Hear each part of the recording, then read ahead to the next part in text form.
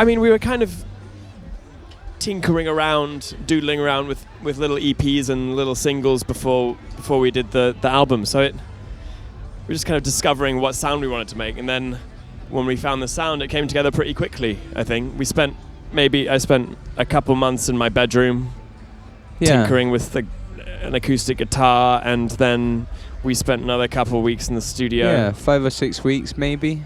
Yeah, it was fun. Fun and quite relatively painless. Swift, I think. It was fun. Yeah, it was fun. It was fun. Fun's a good word. Nightmare. Paul Epworth is a nightmare. Absolute Worst nightmare. Producer I've ever He met. whines. He cries all the Argues. time. He throws up It's like everywhere. having a big child around. Smells. No, he's actually the opposite of all of those things. He smells great.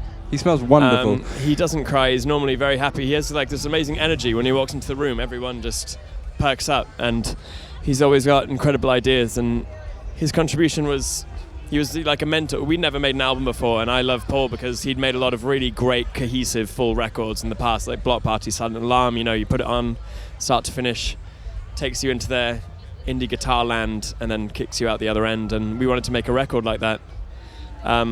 So he was there in the background, just if we had questions. He was there. He'd come in sometimes, listen to what we were doing, and say, throw it all away and start again. Whatever. Yeah, kind of big sweeping things. Yeah, just like kind of ideas. He'd come in with a crazy idea and then leave us to try and put it into action, which was really, really helpful to have an outside influence whose opinion you trust. It was a really, really helpful thing for us at the time, I think. I think probably because a lot of the albums that we loved, like really great albums to us, were ones that you could press play at the beginning and then kind of disappear into a world, whatever that world might be. But I just think that was a really interesting idea as a kind of body of work, to be able to take someone on a trip somewhere. So I think that was kind of one of the only things that we wanted to try and do. We didn't really necessarily know what it would sound like or what the songs would be, but as long as it was a journey of some kind, that was important.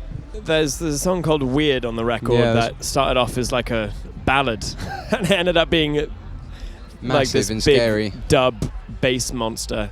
And Pools as well started off really like sad, simple, just like piano and vocal, and then Joe added some cool like giant baby toys, xylophones into it, and some pans, some like actual pans full of water and stuff, wiggling them around with the water, and they kind of go doo doo doo doo doo, and then just had fun with it. Ended up being a really jumpy, bouncy track. I think we had to change things quite a lot for the live show. We wanted very much to be able to play everything that you hear. So one of the things we really wanted to be able to do is make sure whoever was watching, if they heard some weird noise going on, they could pinpoint where it was coming from on stage. But that did mean that sometimes things had to be left out of the live set because there are only so many things 4 people can do.